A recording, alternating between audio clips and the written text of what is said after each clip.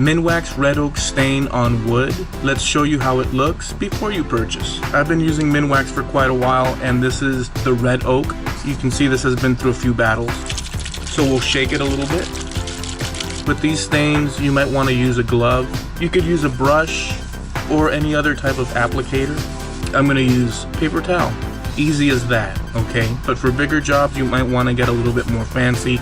Use a brush, because if the stuff gets on something, it'll stain and all that. It's not a big deal whatsoever. You can clean it off with a little bit of mineral spirits or lacquer thinner. This is a piece of wood from a corn crate. I have this divided into sections with tape because we're going to be showing you other stains. We'll start with this first little block here.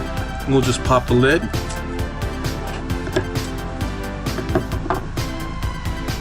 Here's our first section taped off. We'll do gun stock in the next episode, so check that out. That'll go in this little block here. So take your applicator, whatever that might be, and let's show you what the red oak is gonna look like. And I'm just rubbing this on. You could brush it on. The longer you leave this stuff on, the darker it'll get, but you do want to wipe it off so the excess does not remain on the surface. But this is a very thin piece of wood, and it's soaking up pretty decently. So more than likely, most of it will be sucked up. But this is what your red oak looks like. Let's wipe that. Let's wipe this off.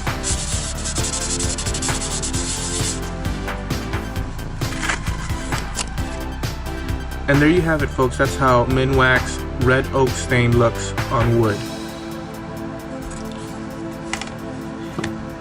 Depending on the wood, it'll have darker, lighter shades in the grain. There's a lot of different effects. Yeah, that's a very nice, dark, rich look.